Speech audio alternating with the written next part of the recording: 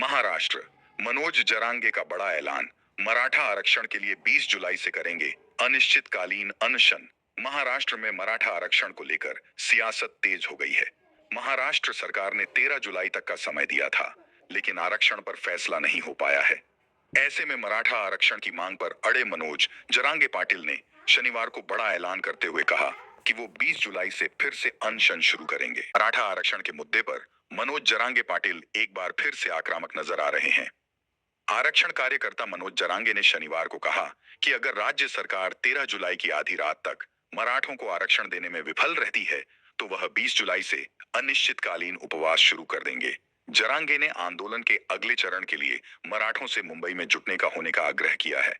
छत्रपति संभाजी नगर में एक रैली में मनोज जरांगे पाटिल ने कहा कि अगर आधी रात तक उनकी मांगें पूरी नहीं की गईं, तो मराठा आरक्षण के लिए प्रदर्शन 20 जुलाई को जालना जिले के अंतरवाली सरती गांव में फिर से शुरू होगा।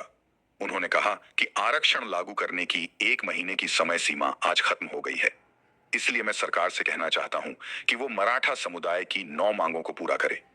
मराठा के रूप में मान्यता की मांग पर अड़े मनोज जरांगे पाटिल राज्य के कुनबियों, कृषकों और उनके ब्लड रिलेटिव को मराठा के रूप में मान्यता देने के लिए अन्य पिछड़ा वर्ग ओबीसी प्रमाण पत्र जारी करने पर अड़ेड़ हैं।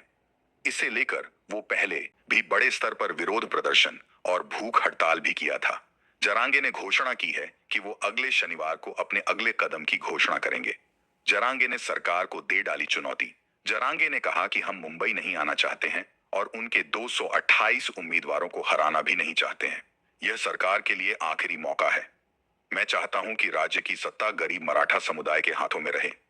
इसके साथ साथ उन्होंने चेतावनी भी दी कि अगर मराठवाड़ा के मराठा बाहर आते हैं, तो मुंबई के निवासियों को शहर छोड़ना पड़ सकता है।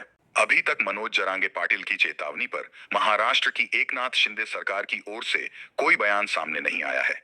अब देखना है कि जरांगे की चेतावनी पर आने वाले दिनों में सरकार क्या कदम उठाती है। दोस्तों, अगर आप हमारे चैनल पे नए हैं, तो हमारे चैनल को सब्सक्राइब, लाइक, शेयर, कमेंट जरूर करें।